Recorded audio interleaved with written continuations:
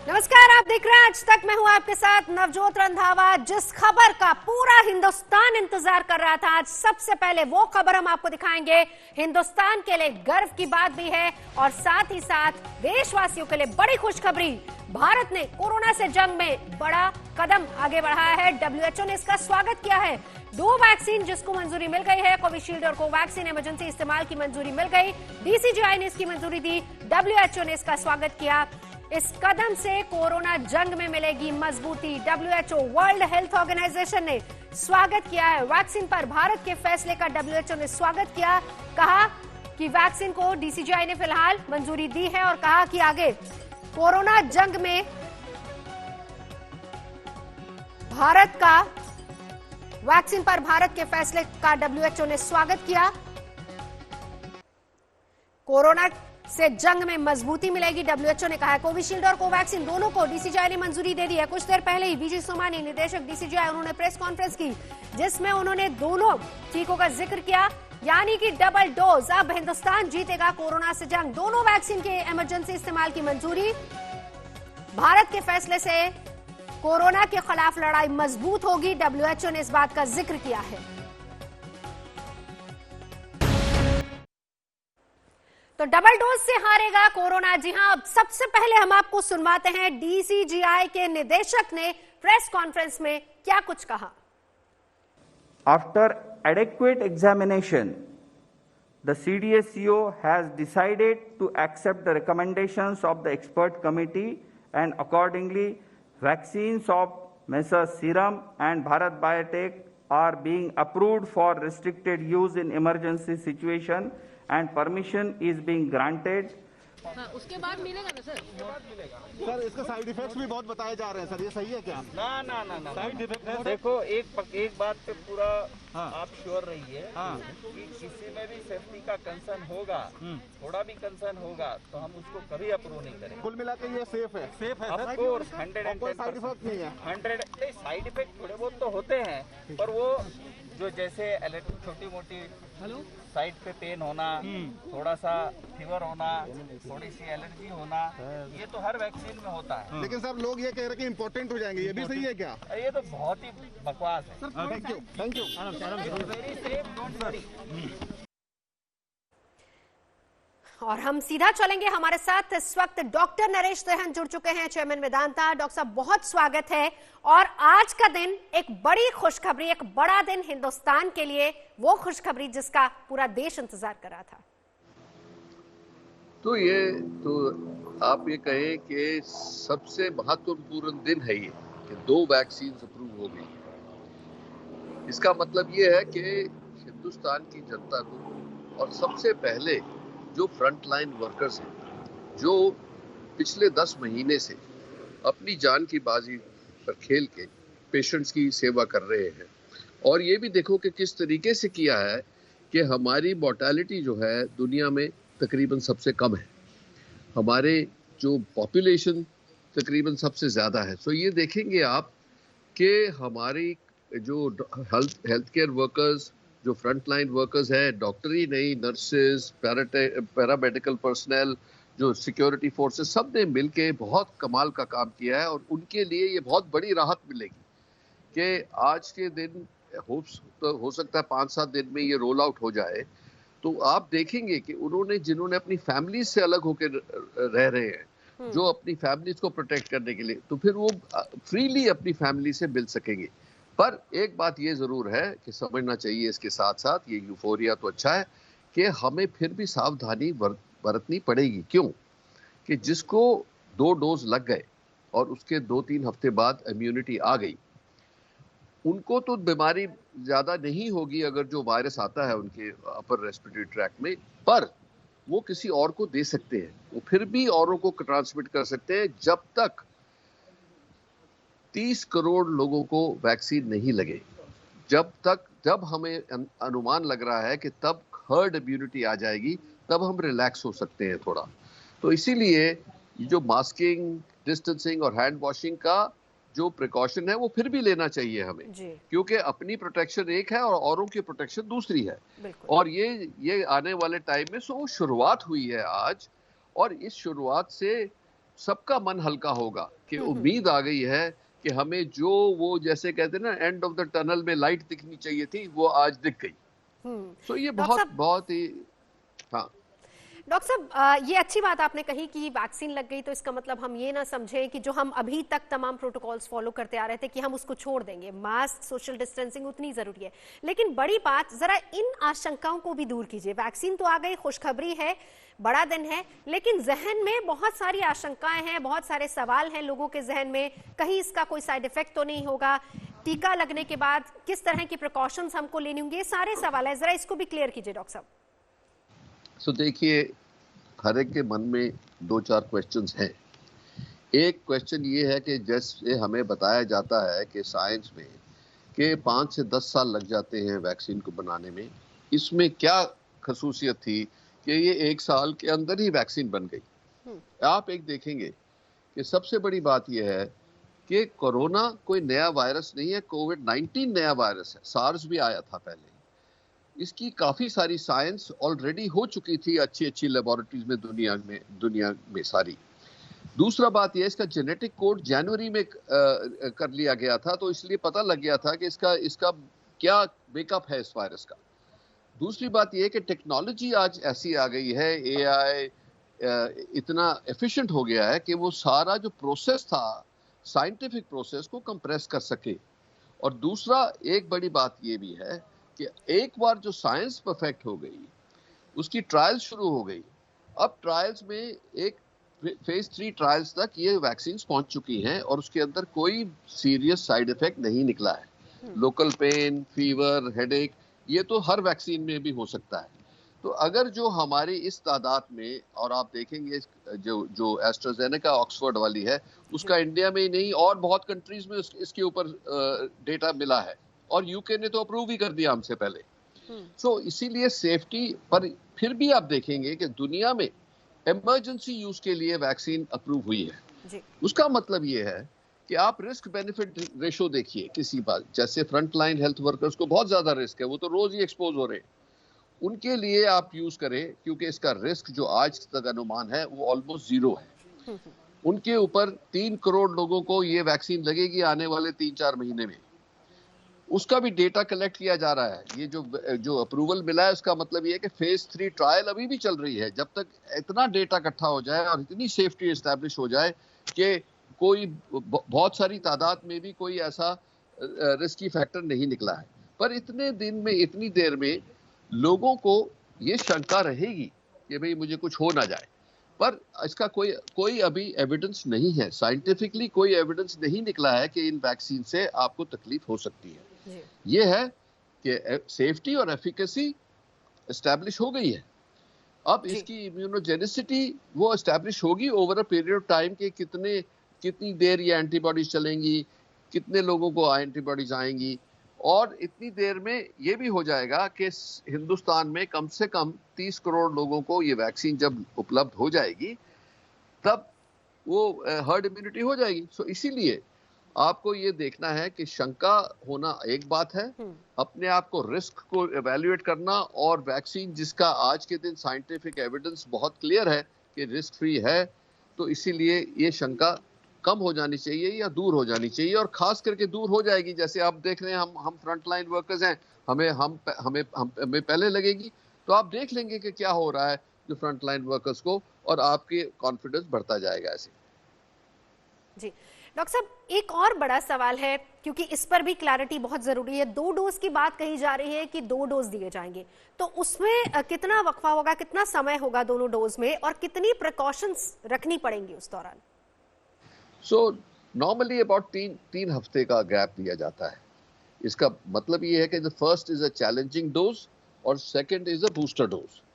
और ये ट्रायल्स में ये पता लगा है कि जो एक्चुअल एंटीबॉडीज का तादाद जो बनेगी वो आफ्टर सेकंड डोज बनेगी, ऑल्दो इंटरिम पीरियड में भी एंटीबॉडीज बननी शुरू हो जाती हैं। पर ये जरूर ध्यान रखना है कि ये आपको इम्यूनिटी नहीं है इन बिटवीन दोस 2 डोजेस। आपके 2 डोज लग भी गए, उसके बाद भी 3 हफ्ते आपको इम्यूनिटी पूरी नहीं है, क्योंकि इतना टाइम बॉडी लगाती है एंटीबॉडीज बनाने में। सो आपको वो एहतियात तो यूज करना ही करना है। जैसे हमको जो रोज यूज कर रहे हैं प्रिकॉशंस, हमें वो कंटिन्यू करनी है हेल्थ केयर वर्कर्स को। और उसके बाद भी जैसे मैंने बोला कि कुछ सावधानी हमें लगानी पड़ेगी, बरतनी पड़ेगी, क्योंकि इसका आप और लोगों को इन्फेक्शन दे सकते हो। तो इसीलिए इसका अनुमान आप लगाएंगे तो मुझे लगता है कि 6 महीने तक, जैसे समर आएगी, काफी तादाद में वैक्सीनेशन हो जाएगा।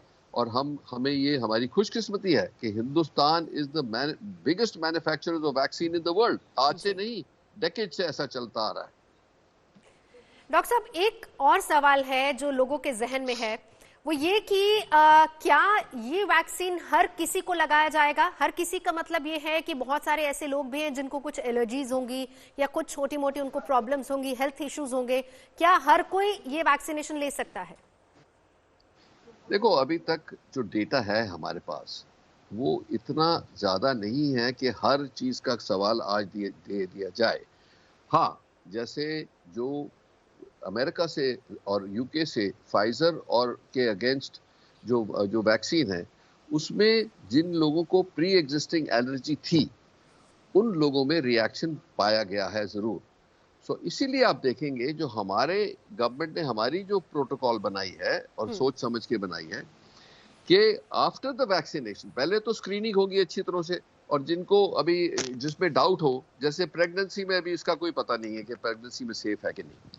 दूसरा ये है कि जिनको सीवियर एलर्जी है उनको अभी शायद ना भी दे, पर अगर जो माइल्ड है या हिस्ट्री है एलर्जी की, तो उनको सबको आधे से पौना घंटा रखा जाएगा ऑब्जर्वेशन रूम में, कि अगर जो कोई रिएक्शन होता है तो सारी मेडिकल फैसिलिटीज अवेलेबल हैं उसको न्यूट्रलाइज करने के लिए। सो आज तक किसी की एलर्जिक रिएक्शन से कोई मृत्यु नहीं हुई है दुनिया में। हाँ, कुछ परसेंट, 1-2% को कुछ थोड़ा बहुत रिएक्शन हुआ है, कुछ को 2-4 लोगों को बहुत सीवियर हुआ है, पर उनको जो अप्रोप्रिएट ट्रीटमेंट देने से वो ठीक हो गए हैं। सो इसीलिए ये प्रिकॉशंस हमने पहले ही ले लिए। जी, एक और प्रिकॉशन बताइए डॉक्टर साहब, पहले और दूसरे टीके के बीच में किस तरह की और प्रिकॉशंस रखने की जरूरत है? क्या कुछ डॉक्टर्स इसके बाद रिकमेंड करेंगे? जैसे आज है कि नो प्रोटेक्शन, वैसा ही नो प्रोटेक्शन प्रोटोकॉल हमें फॉलो करना चाहिए। वही मास्किंग, वही हैंड हाइजीन, वही डिस्टेंसिंग करना चाहिए, क्योंकि जैसे मैंने बोला दो डोजेस के बीच में इम्यूनिटी काफी नहीं है। दूसरे डोज के बाद भी 3-4 हफ्ते आपको प्रिकॉशंस करने पड़ेंगे, उसी इंटेंसिटी से जैसे हेल्थ केयर वर्कर्स आज इंटेंसिटी से करते हैं, वैसे ही करना पड़ेगा हमें। क्या इसका कुछ हमारी दिनचर्या में भी कुछ बदलाव लाने की जरूरत होगी? खाने पीने में कुछ बदलाव लाने की जरूरत होगी? कुछ ऐड ऑन करने की जरूरत पड़ेगी? नहीं, वो कोई इस वैक्सीन की वजह से कुछ नहीं है। हाँ, जैसे हम कहते हैं कि आप विटामिन सी या जिंक वगैरह लेते हैं, वो लेते रहें जब तक आपकी इम्यूनिटी बन जाए। और वो जाहिर हो जाएगा जब एंटीबॉडीज चेक हो जाएंगे, जाहिर हो जाएगा कि आपको इम्यूनिटी आ गई है कि नहीं। जी, ठीक है ना जी। डॉक्टर साहब, एक और चीज है, क्योंकि फेज वाइज जिस तरीके से पूरा प्लान सरकार ने तैयार किया है कि पहले frontline workers, health care workers, उनको लगेगा, फिर उसके बाद 50+ को, फिर उसके बाद बिलो 50 जो गंभीर रूप से ग्रस्त है किसी बीमारी से, उनको लगेगा। इस तरीके से जो प्लान बनाया है सरकार ने, क्या सिर्फ 2 डोज काफी होंगी या फिर इसके बाद आगे आने वाले समय में या फ्यूचर में कभी और भी टीके की जरूरत पड़ सकती है? तो अभी आप देखें, जैसे आजकल फ्लू वैक्सीन चल रही है जो हर साल अक्टूबर में बुजुर्गों को रेकमेंड करते हैं कि लेनी चाहिए फ्लू से बचने के लिए जी। पर वो हर साल लेनी पड़ती है, क्योंकि 2 बातें हैं। एक तो उसका बूस्टर डोज चाहिए हर साल, दूसरा वो वायरस भी थोड़ा चेंज होता जाता है, तो उसके लिए री इन्वेंट करी जाती है हर साल वैक्सीन। ये हो सकता है कि ये कोरोना भी ऐसा म्यूटेशन करे कि जिसकी वजह से हमें चेंज करनी पड़े, जिसको ट्वीक कहते हैं, कि उसको थोड़ा सा बदलाव लाना पड़े वैक्सीन में। तो हो सकता है कि हमें उसके रिपीटेड डोजेस की जरूरत पड़े जब तक ये खत्म ही ना हो जाए। जैसे आप देखेंगे कि बहुत ऐसे भयंकर एपिडेमिक्स तो आए थे, पैंडेमिक तो 100 साल पहले आया था, पर एपिडेमिक्स आए थे जैसे सार्स, मर्स वगैरह आए थे, पर उनका पर कंट्रोल हुआ तो वो खत्म हो गए। अब पाया नहीं जाता ये सार्स वगैरह। तो इसीलिए हो सकता है कि इस वायरस का भी वही फ्यूचर हो, और हाँ, और ऐसा भी होता है, देखा गया है, इस वायरस का तो पता नहीं है, पर पुराने वायरस को अगर जो आप समझेंगे तो उसमें ये है कि जैसे वायरस म्यूटेट करता है वो थोड़ा वीकर होता जाता है।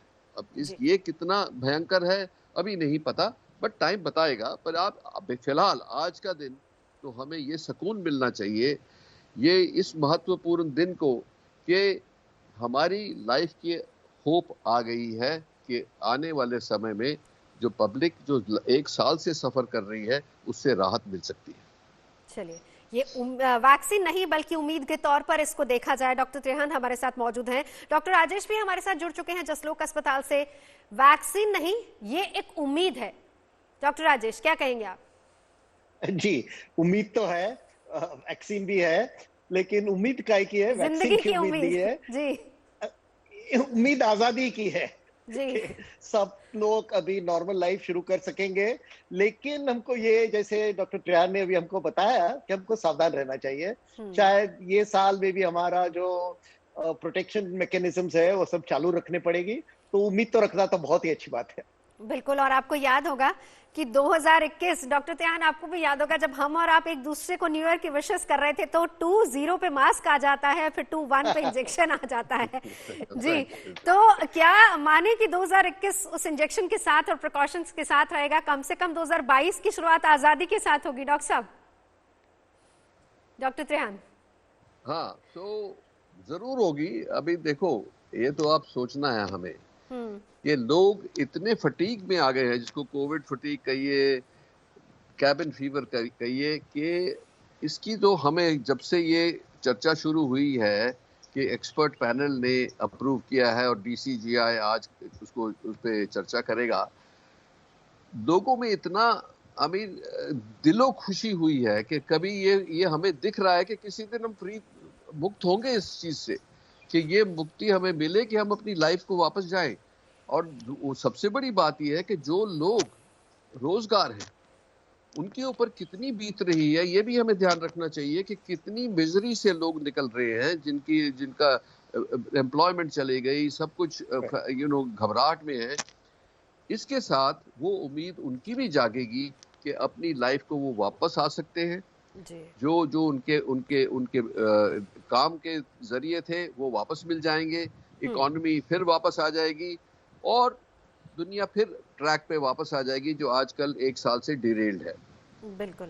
डॉक्टर राजेश, तमाम हालांकि सवालों का जवाब हमारे साथ डॉक्टर त्रेहन भी हैं, वो लगातार दे ही रहे हैं, लेकिन एक सवाल जो लोगों के जहन में और है, सवाल नहीं उल्टा मैं इसको कहूंगी कि डर है। जो नया स्ट्रेन आया उससे भय, डर और ज्यादा बढ़ गया है। क्या ये वैक्सीन उसमें भी उतनी कारगरी होगी?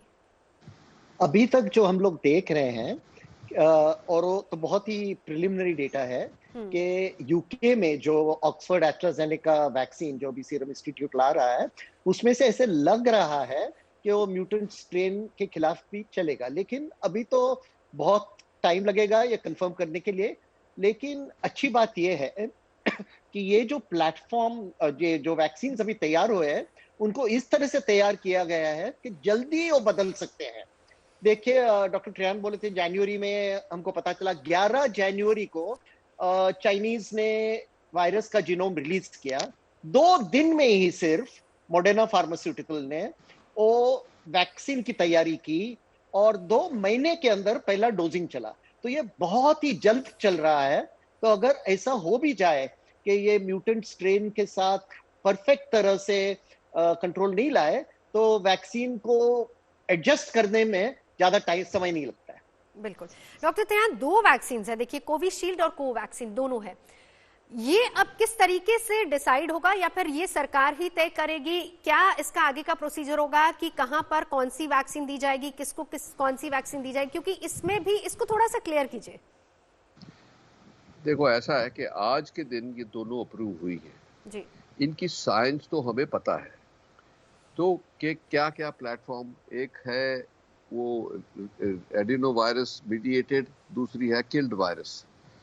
तो इनकी एफिकेसी जो है आज के दिन, जो इंटरनेशनल ट्रायल्स भी है, इंडियन ट्रायल भी है, जो एस्ट्राजेनेका की है, उसमें कहते हैं कि 70 to 80% एफिकेसी है।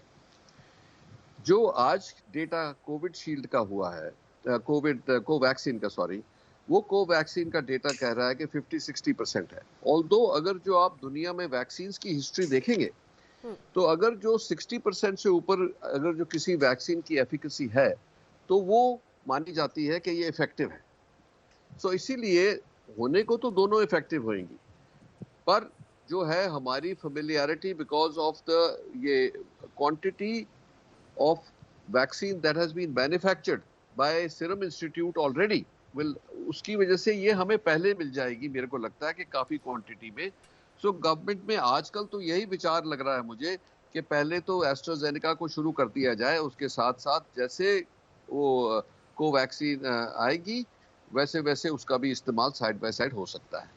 तो ये दोनों की सेफ्टी डेटा तो मिला है और एफिकेसी डेटा भी मिला है, और फिर ये चॉइस कैसे आएगी गवर्नमेंट डिसाइड करेगी। और जब ये भी होगा कि गवर्नमेंट चाहेगी कि भाई सप्लाई काफ़ी हो गई है तो प्राइवेट को भी प्रोवाइड करा जा सकता है, ये सब बातें आने वाले टाइम में पता लगेगी। बट अभी तो टोटली गवर्नमेंट इज डिसाइडिंग कि कौन कहाँ क्या होगा। बड़ी खबर, खुशखबरी हिंदुस्तान के लिए। जिस वैक्सीन का इंतजार था आज उसका ऐलान हो गया, हिंदुस्तान को मिल गई है वो वैक्सीन। लेकिन अब इस पर सियासत और सवाल शुरू हो गए हैं। शशि थरूर ने कहा है कि अभी कोवैक्सीन का तीसरा ट्रायल नहीं हुआ है। कांग्रेस नेता शशि थरूर ने सवाल उठाए हैं। उन्होंने सवाल उठाते हुए कहा कि पहले मंजूरी देना खतरनाक हो सकता है, तीसरे फेज का ट्रायल पूरा नहीं किया गया है, लेकिन उससे पहले ही इसकी मंजूरी दे दी गई। और पहले मंजूरी देना यानी वक्त से पहले मंजूरी देना खतरनाक हो सकता है। स्वास्थ्य मंत्रालय को इस बारे में स्थिति पूरी तरह से साफ करनी चाहिए। ट्रायल से पहले इस्तेमाल पर रोक लगनी चाहिए। शशि थरूर ने ये बातें कही हैं, कोवैक्सीन की मंजूरी पर सवाल उठाए।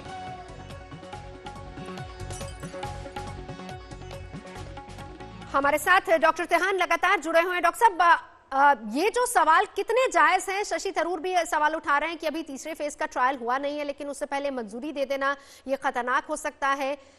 क्या आप इस पर कहेंगे? इनका जो साइंटिफिक डेटा है वो अभी पब्लिक डोमेन में नहीं है। ये सिर्फ परव्यू जो है वो एक्सपर्ट पैनल और डीसीजीआई के पास है। तो इसीलिए मेरा उसके बारे में कुछ कहना उचित नहीं है, क्योंकि मेरे को वो पता ही नहीं कि क्या डेटा है और किस डेटा बेसिस पे उसको अप्रूव किया गया है। पर आप ये बात समझें कि जब कोई ड्रग कंट्रोलर या गवर्नमेंट कुछ चीज़ को अप्रूव करती है तो उनको भी अपनी रिस्पॉन्सिबिलिटी समझ में है कि हमने अगर जो इसको कर दिया और ये पूरी तरह से खरी नहीं उतरी है या पूरा डेटा नहीं है और इसकी सेफ्टी अभी इस्टेब्लिश नहीं है तो फिर गवर्नमेंट की रिस्पॉन्सिबिलिटी भी होती है। तो मुझे ये पूरा अनुमान है कि इसके ऊपर पूरी चर्चा हुई होगी एक्सपर्ट पैनल में, इसमें पूरी चर्चा हुई होगी डीसीजीआई में, और ये सारा स्वास्थ्य मंत्री वगैरह सब इसमें इन्वॉल्व होंगे।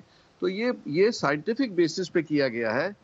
पर हमें हमारा इस पे कमेंट करना उचित इसलिए नहीं है क्योंकि हमें ये पता ही नहीं कि डेटा क्या कहता है। जी, लेकिन डॉक्टर साहब क्या इस पर स्वास्थ्य मंत्रालय को भी क्लैरिटी और देनी चाहिए आगे? क्योंकि अगर सवाल उठ रहे हैं तो फिर आगे इसको लेकर सवाल उठेंगे। सुब्रमण्यम स्वामी भी इसको लेकर सवाल उठा रहे थे। क्या स्वास्थ्य मंत्रालय को क्लैरिटी देनी चाहिए? ऑफ कोर्स पब्लिक कॉन्फिडेंस तो बहुत जरूरी चीज है, क्योंकि खास करके ये जो यूज होगा वो पब्लिक का यूज होगा। तो अगर जो जैसे जैसे सवाल उठेंगे उसके जवाब देने चाहिए और देंगे भी, मेरे को लगता है कि देंगे भी, क्योंकि कोई भी नहीं चाहता कि कोई चीज ऐसी आए जो आप पब्लिक डोमेन में आए, पब्लिक के लिए आए और पब्लिक को शंका हो। तो इसीलिए ये क्लैरिफिकेशन चलती जाएंगी। जो आज डीसीजीआई ने कहा है, उन्होंने ये बोला है कि हमने डेटा जो है we have put it through the rigour of science. इसके वेरी वेल एस्टैब्लिश्ड प्रोसीजर्स हैं, कोई पहली बार वैक्सीन अप्रूव नहीं हो रही। तो इसीलिए अब अगर जो उन्होंने डेटा एनालाइज किया और उसमें लगा कि अभी नहीं कोई ऐसी जगह है या इनकी स्टडी को कुछ और आगे चलाना है तो बोला होगा। बट मैं तो ये बोला कि अगर जो विली निली सारे लोग ही कुछ बोलने लगे तो कंफ्यूजन ही होगा, इसमें लोगों का नुकसान हो सकता है। इसीलिए ये कहना कि भाई हमारे को ये क्लैरिफिकेशन चाहिए फ्रॉम हेल्थ मिनिस्ट्री, जरूर मांगे। I am sure health ministry दे भी देगी आपको, कोई ऐसी बात नहीं है, कोई सीक्रेट नहीं है। ये पब्लिक कॉन्फिडेंस की बात है। इसीलिए किसी को कोई शंका है तो वो अप्रोप्रिएट अथॉरिटी से मांगे तो मिल जाएगी सारी अश्योरेंस। बिल्कुल। और डॉक्टर राजेश, खुद कल स्वास्थ्य मंत्री भी इस बात का जिक्र कर रहे थे कि ज्यादा भ्रम फैलाने की जरूरत नहीं है, भरोसा रखिए, सरकार पर भरोसा रखिए, अपने स्वास्थ्य मंत्रालय पर भरोसा रखिए और अफवाहों पर ज्यादा ध्यान न दीजिए। लेकिन डॉक्टर साहब, यहाँ पर एक बड़ी बात है कि कल दो बातें निकल कर आई जब खुद स्वास्थ्य मंत्री ड्राई रन का जायजा ले रहे थे। पहले ये कहा कि पूरे देश में मुफ्त वैक्सीन जाएगी, फिर उन्होंने कहा कि नहीं, सिर्फ फ्रंटलाइन वर्कर्स को मुफ्त में दी जाएगी। उसके बाद कितने की होगी उस पर अभी विचार चल रहा है। प्राइस को लेकर शंकाएं हैं। देखिए, पहले तो जितना डॉक्टर त्रेहान ने बताया उससे मैं बिल्कुल सहमत हूं कि जब दो कमिटी ने ये डेटा को एनालाइज किया है, भले हम सब के पास डेटा नहीं है, लेकिन एक्सपर्ट कमिटी ने डेटा को एनालाइज करके कुछ निर्णय लिया है। उसके बाद डीसीजीआई ने इंडिपेंडेंटली इसको देख के निर्णय लिया है। तो हमको तो गवर्नमेंट पे तो विश्वास रखना चाहिए, लेकिन विज्ञान पे भी विश्वास रखना चाहिए। अभी ये समझ लीजिए कि जब हम एक साल के अंदर 10 महीने के अंदर जो प्रोसीजर कर रहे हैं, जो कभी कभी 12 साल भी चलता है, तो 5 से 12 साल तक चल सकता है, तो डिसीजन तो लेना पड़ता है। और जब हम जल्दी जल्दी डिसीजन लेते हैं तो पूरा डिसीजन पहले तैयार नहीं होता है। जैसे आप न्यूज कर रही है, आप जब न्यूज करती है तो ब्रेकिंग न्यूज आता है, और ब्रेकिंग न्यूज जब आता है तो शायद आप एक स्टोरी छोड़ के जो अर्जेंट स्टोरी है उस पर जाते हैं। तो कोई आपको ये नहीं बोल सकता है कि आपने पहले ही नहीं बताया हमको कि आप ये करने वाले थे। तो ये साइंस में प्रोग्रेस इतना रैपिडली हो रहा है, तो गवर्नमेंट को भी डिसीजन और रीडिसीजन लेना जरूरी है। और समझो कभी भी डीसीजीआई ने या गवर्नमेंट ने डिसीजन को रिवर्स भी किया तो उसमें भी हमको विश्वास रखना चाहिए, क्योंकि वो सब डेटा देख के डिसीजन ले रहे हैं। हमको घर में बैठ के, ऑफिस में बैठ के इसके बारे में कमेंट करना बहुत इजी है, लेकिन जो वैज्ञानिक है, साइंटिस्ट जो रिसर्च कर रहे हैं रात दिन, जो कमिटीज पे रात दिन इसको स्टडी कर रहे हैं, उन पे भी हमको थोड़ा भरोसा रखना चाहिए ना। बिल्कुल बिल्कुल। और डॉक्टर साहब सही कह रहे हैं आप कि भरोसा रखना चाहिए। यही बात कल भी आई थी कि अपने साइंटिस्ट पर भरोसा रखिए, स्वास्थ्य मंत्रालय पर भरोसा रखिए। लेकिन सियासत भी इसको लेकर हो रही है। समाजवादी पार्टी के एक एमएलसी का बयान है, जरा हम वो सुनवाते थे, क्योंकि वो जो आशंका है उस पर भी क्लैरिफिकेशन आज आया है, लेकिन आपसे भी क्लैरिफिकेशन चाहेंगे। लेकिन उनकी आशंका क्या है, जरा वो सुनिए पहले। अगर वो नहीं लगवा रहे हैं तो हमें लगता है कि कहीं ना कहीं उस वैक्सीन में कुछ ऐसी चीजें हों कि नुकसान हो जाए, और हमें लगता है कि बाद में लोग कह दें कि नहीं, जनसंख्या कम करने के लिए, मारने के लिए लगा दिया वैक्सीन, तो आप नपुंसक बना, कुछ भी हो सकता है। तो इसलिए अगर आदरणीय अखिलेश यादव जी ने इस बात को कहा है तो हमें लगता है सिर्फ समाजवादी पार्टी नहीं, पूरे प्रदेश की किसी जनता को वैक्सीन नहीं लगवाना चाहिए। डॉक्टर त्रेहान, क्या ऐसी बातें सिर्फ भ्रम फैलाने के लिए हो रही हैं? देखो, अब इसकी क्या मोटिवेशन है, क्या पॉलिटिक्स है, उसमें मैं पढ़ना नहीं चाहता, क्योंकि मैं डॉक्टर हूँ, मेरा इससे कोई लेना देना नहीं है। पर ये वॉलंटरी है, जिसको शंका है वो मत लगवाए। ये तो कोई किसी ने जबरदस्ती तो करी नहीं है। ये है कि गवर्नमेंट ने बोला है कि भाई ये उपलब्धि हो गई है, जिसको लगवानी है वो अपनी फ्री चॉइस से लगवाए। उसकी अवेलेबिलिटी पहले फ्रंटलाइन वर्कर्स को हुई है। अगर जो फ्रंटलाइन वर्कर्स सारे लगवाएंगे, नहीं लगवाएंगे, ये उनकी मर्जी है। ये बहुत स्पष्ट कर दिया गया है कि ये वॉलंटरी है, इसमें जबरदस्ती विवाद उठाने की कोई फायदा नहीं है। जो आपको नहीं चाहिए तो आप मत लो। बिल्कुल बिल्कुल। डॉक्टर राजेश जी डॉक्टर राजेश, क्योंकि पहले भी जितनी भी वैक्सीन आई, अब जैसे पोलियो वैक्सीन ही देख लीजिए कि उसमें भी वॉलंटरी होता है, ऐसा नहीं है कि जाकर जबरदस्ती आपको दिया जाता है, लेकिन फिर भी इस तरह की बातें तमाम उठती हैं। देखिए, अभी मैंने परसों ही एक नई किताब कंप्लीट की है वैक्सीनेशन पर, और उसमें हमारा एक पूरा चैप्टर पॉलिटिक्स पे है। और हमने उसमें डिस्कस किया है कि जब पॉलिटिक्स और वैक्सीन का मिक्सचर होता है तो कभी कभी कुछ अच्छाई भी हो सकती है, लेकिन ज्यादा करके वो कंटेमिनेशन हो जाता है, क्योंकि पॉलिटिक्स का एजेंडा जरा अलग रहता है, वैक्सीन और साइंस का अलग रहता है, कभी कभी वो दोनों मिलता भी है साथ में। तो ये बहुत ही महत्वपूर्ण है कि हमको पॉलिटिक्स को इससे निकालना चाहिए। और जब प्रधानमंत्री ने वैक्सीन के बारे में डिस्कशन किया था एक हफ्ते पहले, मुझे याद है कि वो खुद बोले थे कि गवर्नमेंट को भी और सबको भी पॉलिटिक्स और साइंस को सेपरेट रखना चाहिए। जी डॉक्टर त्रेहान, प्राइस की बात करते हैं, क्योंकि पहले आई खबर कि मुफ्त में होगी वैक्सीन, फिर आई नहीं फ्रंट लाइन वर्कर्स को मुफ्त में दी जाएगी और फिर उसके बाद अभी डिसाइड होगा। प्राइस को लेकर भी लोगों के जहन में शंका है। देखो, ऐसा मेरा तो ये व्यू है कि जो लोग अफोर्ड नहीं कर सकते, जो मार्जिनलाइज्ड लोग हैं, उनके लिए बिल्कुल फ्री होनी चाहिए। ये उनका फंडामेंटल राइट है। पर जो, क्योंकि इसकी कॉस्ट भी कोई ज़्यादा नहीं है, जो पे कर सकता है उसको पे करना चाहिए, क्योंकि गवर्नमेंट के ऊपर या एक्सचेकर के ऊपर इतना खर्चा कराने की कोई ज़बरदस्ती नहीं है। अगर जो आसानी से खर्च सकता है उसको खर्चना चाहिए। ये मेरा व्यू है। अब गवर्नमेंट ने क्या कहा पहले, अब क्या कह रहे हैं और क्या आगे होगा, इसका मुझे कोई एहसास नहीं है। पर मैं अपना व्यू मैंने आपको बता दिया कि कोई भी चीज जिसको आप अफोर्ड कर सकते हैं उसको फ्री एक्सपेक्टेशन मत करो।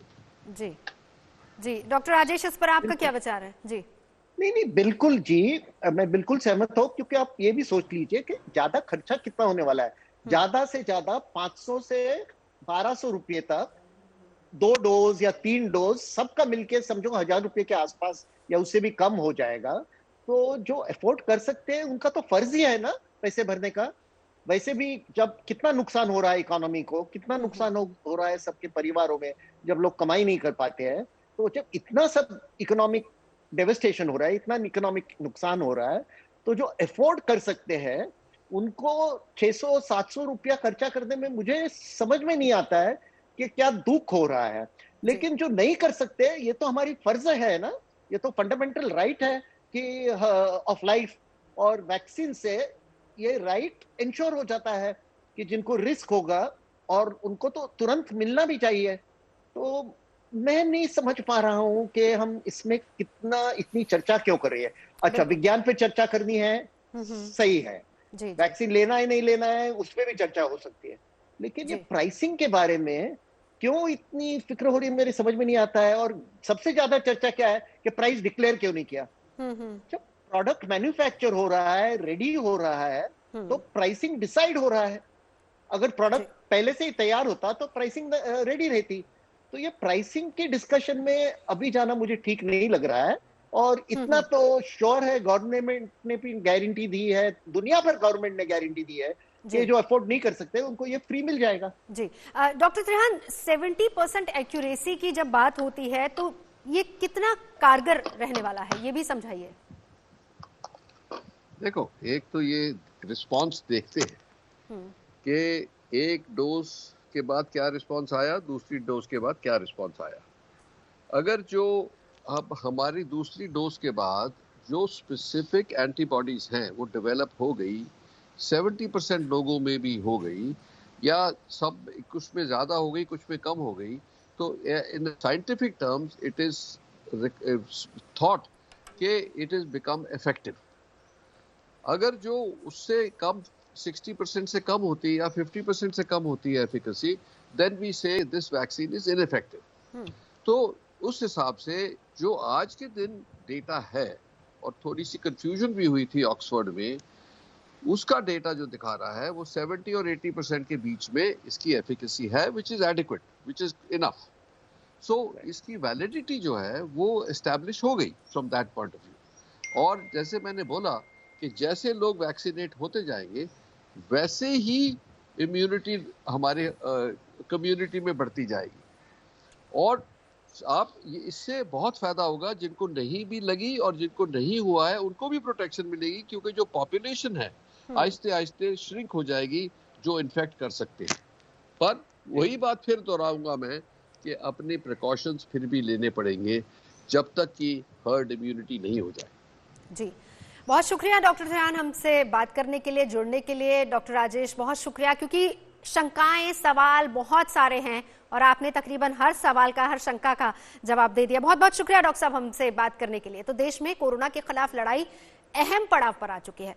कोविशील्ड, कोवैक्सीन को इमरजेंसी इस्तेमाल की मंजूरी मिल गई है। सरकार ये कह रही है कि देश भर में फ्री वैक्सीन लगाया जाएगा, लेकिन अखिलेश यादव ने कह दिया है कि वो बीजेपी की वैक्सीन नहीं लगवाएंगे। और इसी मुद्दे पर बीजेपी और सरकार अखिलेश पर हमलावर है।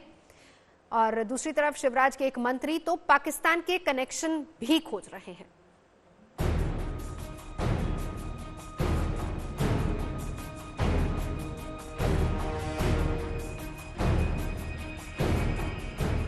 वैक्सीन पर अखिलेश ज्ञान, कहां है कोरोना? क्या कोरोना या किसको कोरोना है बताइए आप? वैक्सीन पर अखिलेश ज्ञान, केंद्र सरकार पर तंज। इस सरकार ने ताली थाली और हेलीकॉप्टर उड़ाए हैं अस्पतालों पे, क्या जरूरत है इतनी बड़ी चेन की? क्यों वैक्सीन की क्या जरूरत है? वैक्सीन पर अखिलेश ज्ञान, नहीं लगवाऊंगा वैक्सीन। देखिए मैं तो नहीं लगवाऊंगा अभी वैक्सीन, मैंने अपनी बात कह दी। कोरोना वाले वैक्सीनेशन से पहले ये नई सियासी वैक्सीन है। लैब से वैक्सीन पर खुशखबरें निकली तो लखनऊ के सियासी गलियारों से वैक्सीन पर सियासत और शक वाला वायरस निकला।